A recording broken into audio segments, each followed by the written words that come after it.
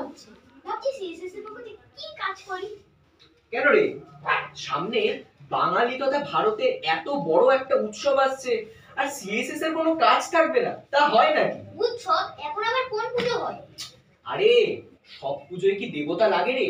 সম্মানের কাজের পুজোয় আসল মানুষটাকেও তো দরকার হয়। কিরকম ব্যাপারটা বুঝাও তো।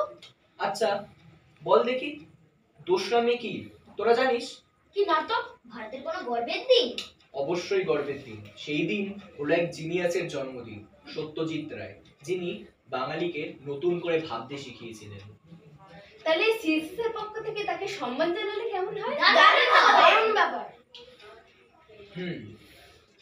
ফেলুদাকে তো আমরা সবাই চিনেছি তোপসের কলমে, আর লালমোহন গাঙ্গুলি ওরফে জটায়ু প্রত্যেকটা বাঙালির প্রিয়।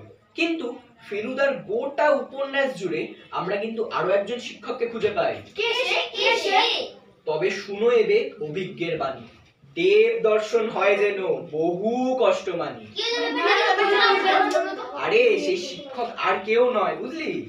তিনি হলেন এই বৈকুণ্ঠ মল্লিক। তিনি ছিলেন জটায়ুর কাছে একেবারে দেবতার মতো। সেই জন্য জটায়ুকে প্রসঙ্গে অপ্রসঙ্গে, আবার যেখানে কোনো দরকারও নেই সেখানেও আমরা বৈকুণ্ঠ মল্লিকের বিভিন্ন কবিতা আবৃত্তি পাঠ করতে দেখতে পাই। ব্যাপারটা। সেই জন্যই তো বলছি।